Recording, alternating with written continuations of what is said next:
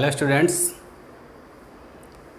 एक बार फिर से स्वागत है आप सभी का हमारे यूट्यूब चैनल में।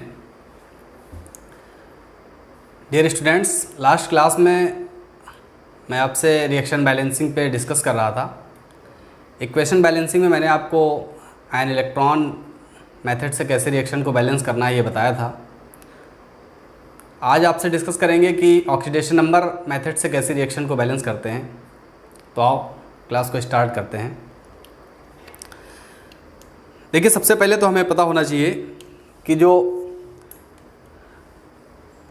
भी कंपाउंड होते हैं उसमें हम ऑक्सीडेशन नंबर कैसे निकालेंगे। ठीक है, जैसे हमको दिया हुआ है KMnO4।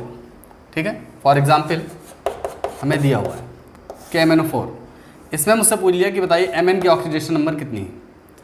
Mn के ऑक्सीडेशन नंबर मुझे निकालना है, तो जिस किसी भी परमाणु की ऑक्सीडेशन नंबर हमें निकालना होता है उसे हम x पुट कर लेते हैं। तो हम यहाँ पे मान लेंगे कि Mn की ऑक्सीडेशन नंबर कितनी है, x है। ठीक है, Mn की ऑक्सीडेशन नंबर x हमने मान लिया। अब देखिए यहाँ पर पोटेशियम जो है वो एक इलेक्ट्रॉन का डोनेट करता है, तो इसकी +1 लिखेंगे, प्लस Mn की मैंने x माना है तो प्लस x लिखेंगे, प्लस ऑक्सीजन का 4 दिया हुआ है और ऑक्सीजन का होता है कितना है, -2। मतलब ऑक्सीजन परमाणु जो है वो 2 इलेक्ट्रॉन डोनेट करता है, दो इलेक्ट्रॉन जो है ग्रहण करता है, इसलिए इसकी -2 हो जाएगी। अब ऊपर कोई भी आवेश नहीं दिख रहा आपको ना। अगर ऊपर हमें 1 प्लस का आवेश दिखे तो हम बराबर के उधर +1 लिखेंगे, अगर 2 प्लस का आवेश दिखे तो बराबर के उधर +2 लिखेंगे, अगर एक माइनस का दिखे तो बराबर के उधर -1, अगर 2 माइनस दिखे तो बराबर के उधर -2, अगर ऊपर आवेश आपको नहीं दिख रहा है तो बराबर के साइड 0 लिखेंगे। ठीक है, मैंने यहाँ पर 0 लिख दिया। अब इसके बाद देखिए, इसको हम सॉल्व कर लेंगे बिल्कुल मैथमेटिक्स की तरीके से। तो ये +1 + x, ये हो जाएगा 4 2 8, प्लस माइनस माइनस का 8 हो जाएगा, इक्वल टू 0 हो जाएगा।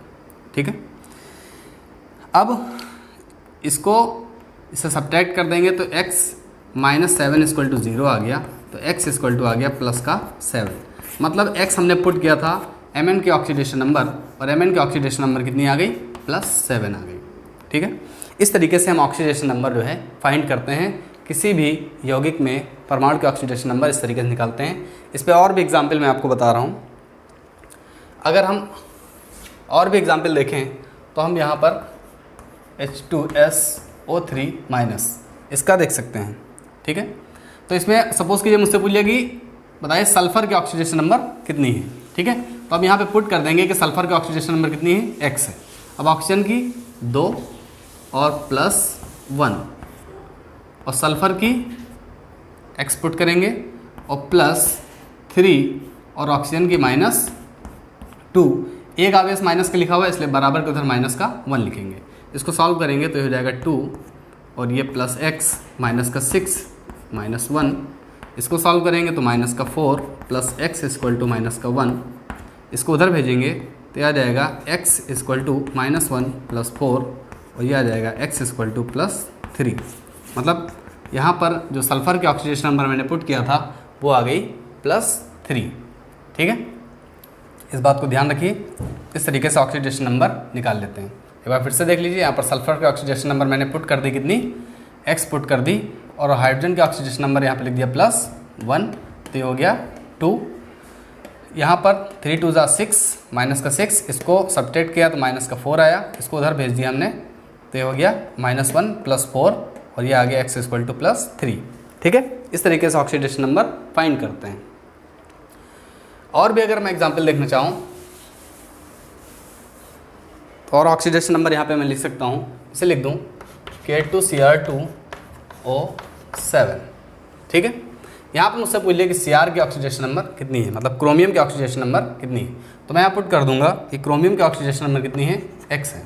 ठीक है, अब पोटेशियम की ऑक्सीडेशन नंबर निकालेंगे यहाँ पर, तो हो जाएगी +2 यहाँ पे पोटेशियम है, और +1 2x, x पुट किया 2 क्रोमियम तो 2x हो गया, +7 -2, कोई आवेश नहीं लगा तो बराबर 0, ये हो गया 2, और 2x माइनस का 14 इक्वल टू 0।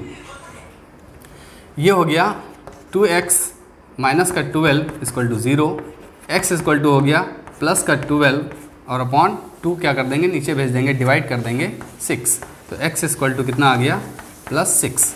मतलब यहाँ पर मैं निकाल रहा था क्रोमियम के ऑक्सीडेशन नंबर, और क्रोमियम के ऑक्सीडेशन नंबर कितनी आ गई, +6 आ गई। ठीक, और देखिए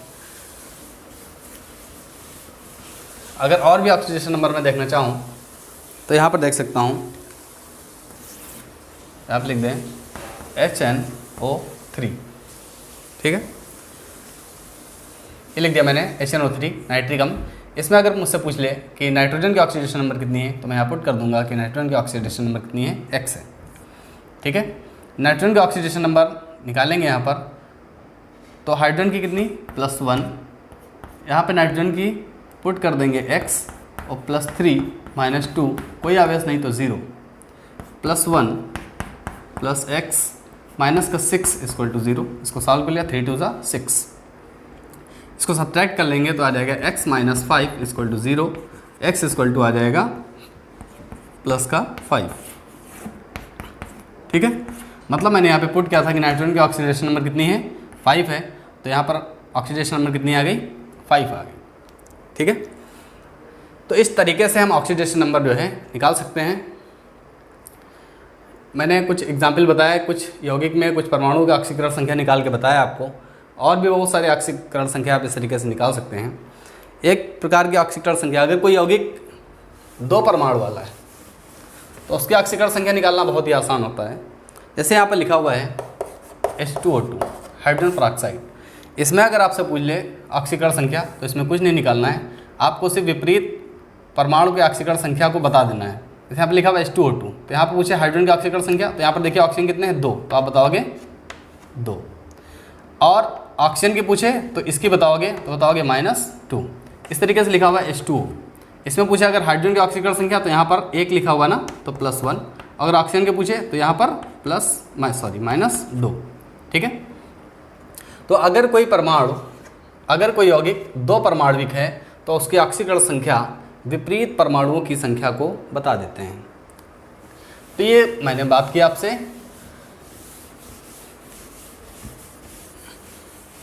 ऑक्सीडेशन नंबर हम कैसे निकालते हैं यौगिकों के, परमाणुओं की। ठीक है, अब जैसा कि मैंने बात की थी आपसे लास्ट क्लास में इक्वेशन बैलेंसिंग पे, आज जो इक्वेशन हम लोग बैलेंस करेंगे वो करेंगे ऑक्सीडेशन नंबर मेथड से। Oxidation number method. ठीक है, तो देखिए मैंने आपको यहाँ पर ऑक्सीडेशन नंबर निकालना क्यों बताया, क्योंकि जब हम ऑक्सीडेशन नंबर मेथड से इक्वेशन को बैलेंस करते हैं तो वहाँ पर हमें ऑक्सीडेशन नंबर निकालना आना चाहिए। तो हम एक एग्जाम्पल लेंगे, एक रिएक्शन लिखेंगे और उसको ऑक्सीडेशन नंबर मेथड से बैलेंस करके बताएंगे, साथ ही साथ आपको उसमें जो भी रूल्स लगते हैं वो भी बताते रहेंगे। तो एक इक्वेशन मैं यहाँ पे लिखता हूँ, इक्वेशन है SnCl2 + FeCl3 gives out SnCl4 + FeCl2। ये इक्वेशन मैंने लिख दिया आपके सामने। अब इसको मुझे बैलेंस करना है ऑक्सीडेशन नंबर मेथड से। तो देखिए सबसे पहले जैसे मैंने उसमें बताया था स्टेप चलते हैं, तो इसमें भी स्टेप चलेंगे। इसमें फर्स्ट स्टेप क्या है, पहला स्टेप ये है कि जो भी रिएक्शन दी हुई है इसमें जितने भी यौगिक दिए हुए हैं उसमें जितने भी परमाणु हैं, प्रत्येक परमाणु की ऑक्सीकरण संख्या हमें लिखना होगा। प्रत्येक परमाणु की ऑक्सीकरण संख्या हमें इस पर लिखना है। तो प्रति परमाणु की ऑक्सीकरण संख्या लिखते हैं, ये स्टेप नंबर 1 होता है इसमें। तो जैसे यहाँ पर SnCl2 लिखा हुआ है, तो Sn की ऑक्सीकरण संख्या कितनी है, क्लोरीन की कितनी है। तो मैंने अभी बताया था कि जब कोई यौगिक 2 परमाणुविक हो तो उसकी ऑक्सीकरण संख्या निकालना बहुत ही आसान होता है। कैसे निकालेंगे, Sn+2 और Cl-1। ठीक है, Sn+2 Cl-1 विपरीत बता दिया। इसी तरीके से यहाँ पर Fe+3 Cl-1 गिव्स आउट, यहाँ पे बताएंगे तो बताएंगे Sn+4 और Cl-1, यहाँ बताएंगे Fe+2 और Cl-1। ठीक है, तो माइनस लिखा हुआ है, 1 लिखने की कोई ज़रूरत नहीं है। इस तरीके से लिखेंगे Sn+2 Cl-, Fe+3 Cl-, Sn+4 Cl-, Fe+2 Cl-। आइए सबसे पहले हम चेक करते हैं कि जो क्वेश्चन हमारा दिया हुआ है क्या वो रियल में अनबैलेंस इक्वेशन है। तो यहाँ पर Sn देखते हैं कि 1 है और इसके अग्र पद में देखते हैं तो भी यहाँ पर SN 1 है। Fe देखते हैं तो 1 है, Fe यहाँ पर कितना है 1 है। यहाँ पर क्लोरीन कितने हैं 2 और 3 यहाँ पर, टोटल कितने हैं 5। यहाँ पर क्लोरीन कितने हैं 4 और 2 यहाँ पर 6, मतलब क्लोरीन बैलेंस नहीं है। मतलब ये इक्वेशन जो हमारी है वो बैलेंस नहीं है, हमें इसको बैलेंस करना है ऑक्सीडेशन नंबर मेथड का यूज़ करके। ठीक है, तो सबसे पहला जो मेरा स्टेप था उसमें प्रत्येक परमाणु की ऑक्सीकरण संख्या लिखना था। मैंने प्रत्येक परमाणु की ऑक्सीकरण संख्या लिख दिया है। अब इसका दूसरा स्टेप देखते हैं, स्टेप सेकंड। स्टेप सेकंड ये है कि इसमें मुझे RH और OH की ऑक्सीकरण संख्याएं, RH और OH की समीकरणें यहाँ पर लिखना है। तो सबसे पहले मैं समीकरण लिखूँगा SN+2 Cl माइनस से उधर क्या बना हुआ है SN+4 Cl माइनस। दूसरी समीकरण क्या दी हुई है, दूसरी समीकरण इधर दी हुई है Fe+3 Cl माइनस और उधर दी हुई है Fe+2 Cl माइनस। ठीक है, अब देखिए मैंने बताया था आपको कि जब जो आवेश है उसकी मात्रा घट जाए तो वो समीकरण काहे की होती है RH की होती है, और बढ़ जाए तो काहे की होती है OH की होती है। आप अगर OH और RH के समीकरण कहीं पर नहीं पहचान पाते हैं तो आप समीकरण 1 और समीकरण 2 मानिएगा, कोई दिक्कत नहीं। ठीक है, अब देखिए जो अगला स्टेप इसमें हम चलेंगे, स्टेप नंबर 3। अब मुझे यहाँ पर देखना है कि जो भी हमने इक्वेशन यहाँ पर लिखी हुई है, अब देखिए जो विपरीत आवेशित हैं, जैसे यहाँ पर Cl माइनस है वो एक दूसरे से निरस्त हो जाएगा, यहाँ पर भी ये कैंसिल हो जाएगा। अब यहाँ पर देखिए मुझे निकालना है कि ऑक्सीकरण संख्या में कितनी इकाई का परिवर्तन हुआ है। तो SN की ऑक्सीकरण संख्या यहाँ पर देखेंगे कितनी है +2 है, और यहाँ पर अगर SN की ऑक्सीकरण संख्या देखें तो कितनी है +4 है। मतलब ऑक्सीकरण संख्या में कितनी इकाई का परिवर्तन हुआ है, +2 से +4 पहुँची, मतलब 2 इकाई का परिवर्तन हुआ है। ठीक है, ऑक्सीकरण संख्या में 2 इकाई का या 2 यूनिट का परिवर्तन हुआ है ऑक्सीकरण संख्या। इसी तरीके से नीचे इक्वेशन जो दी हुई है उसमें अगर हम देखें तो यहाँ पर Fe की ऑक्सीकरण संख्या में और यहाँ की Fe की ऑक्सीकरण संख्या में कितना परिवर्तन हुआ है। तो यहाँ पर जो Fe की ऑक्सीकरण संख्या है वो +3 है और यहाँ पर कितनी है +2 है। मतलब कितनी इकाई का परिवर्तन हुआ है, 1 इकाई का परिवर्तन हुआ है। मतलब ऑक्सीकरण संख्या में यहाँ पर 1 इकाई का परिवर्तन हुआ है और यहाँ पर 2 इकाई का परिवर्तन हुआ है। जो 2 समीकरण हम लिखते हैं OH की और RH की, उसमें हम देखते हैं कि कितनी इकाई का परिवर्तन ऑक्सीकरण संख्या में हुआ है। OH की समीकरण में जितनी इकाई का परिवर्तन होता है उतने से ही RH के समीकरण को गुणा करते हैं, मतलब विपरीत समीकरण को गुणा करते हैं। अगर OH के समीकरण में 2 इकाई का परिवर्तन हुआ है तो हम यहाँ RH के समीकरण को 2 से गुणा करेंगे, और अगर RH के समीकरण में 1 इकाई का परिवर्तन हुआ है तो OH के समीकरण को 1 से गुणा करेंगे, 1 से मल्टीप्लाई करेंगे। इस बात को ध्यान रखिएगा। ठीक है, मतलब OH के समीकरण में जितनी इकाई का परिवर्तन उतने से मल्टीप्लाई RH के समीकरण को, और RH के समीकरण में जितनी इकाई का परिवर्तन उतने से मल्टीप्लाई करेंगे OH की समीकरण को। इसके बाद स्टेप नंबर 3 में इन इक्वेशन को मल्टीप्लाई करके हम लिख देंगे। तो इक्वेशन हमारी मल्टीप्लाई करके क्या आ जाएगी, इक्वेशन आ जाएगी SN+2 Cl gives out SN+4 Cl, और इसको जब 2 से मल्टीप्लाई करेंगे तो ये हो जाएगा 2 Fe+3 Cl, और ये आ जाएगी Fe+2 2 Fe+2 Cl। इसको बनाएंगे इक्वेशन नंबर 1, इसको बनाएंगे इक्वेशन नंबर 2। ठीक है, इन दोनों इक्वेशन को हम क्या करेंगे, ऐड कर देंगे। Add equation first and second. ठीक है, इन दोनों इक्वेशन को हम ऐड कर देंगे। इक्वेशन जब हम ऐड करेंगे तो क्या आ जाएगी, यह आ जाएगी SN+2 Cl plus 2 Fe+3 Cl gives out SN+4 Cl plus 2 Fe+2 Cl। ये इक्वेशन हमारी आ गई। अब देखिए ये जो इक्वेशन हमारी आई है ये स्टेप नंबर 4 है,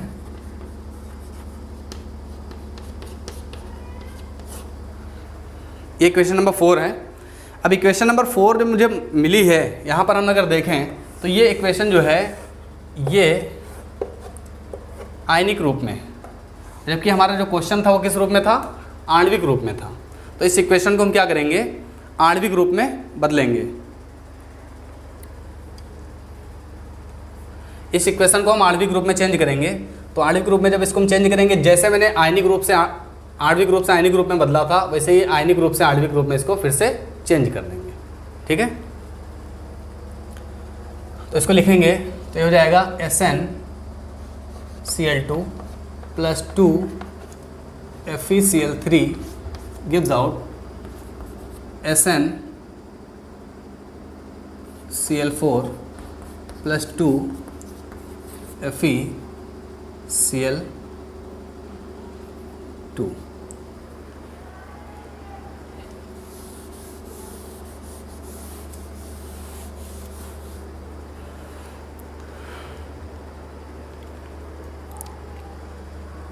ये इक्वेशन हमको मिल गई।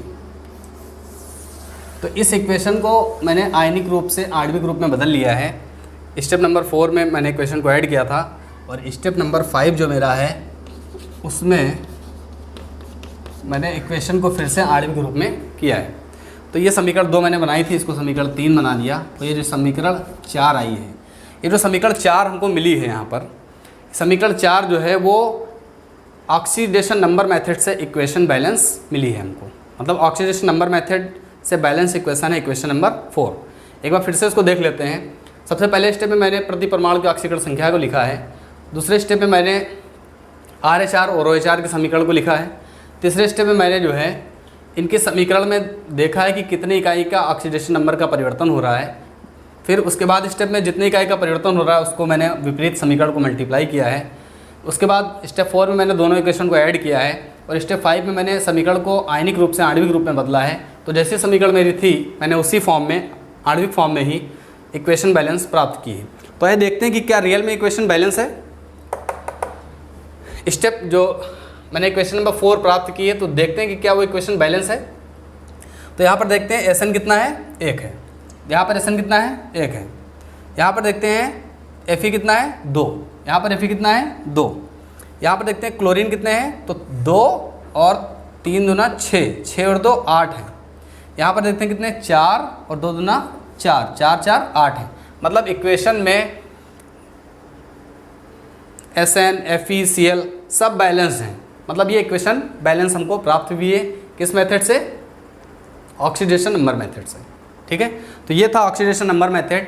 इस मेथड से हम इक्वेशन को बैलेंस करते हैं इस तरीके से। और भी बहुत सारी ऑक्सीडेशन नंबर मेथड की इक्वेशन है जो आप बैलेंस कर सकते हो। अगर आपसे नहीं होती है तो आप पूछ भी सकते हो उनको।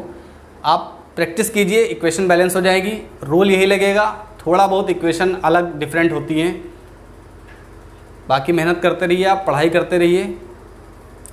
इक्वेशन बैलेंसिंग का जो टॉपिक था, मैंने आपको 3 विध से इक्वेशन बैलेंस करना आपको बता दिया है। एक तो जनरल मेथड था, दूसरा जो था वो आयन इलेक्ट्रॉन मेथड था, और तीसरा जो है वो ऑक्सीडेशन नंबर मेथड है। इन 3 मेथड से इक्वेशन को हम बैलेंस करते हैं। तीनों मेथड में मैंने बता दिया कि किस तरीके से आपको इक्वेशन को बैलेंस करना है। आप इक्वेशन बैलेंसिंग करना सीख गए होंगे। तो बस आज की क्लास को यहीं पे समाप्त करते हैं, फिर मिलते हैं आपसे हम अगली क्लास में नए टॉपिक के साथ। Thank you.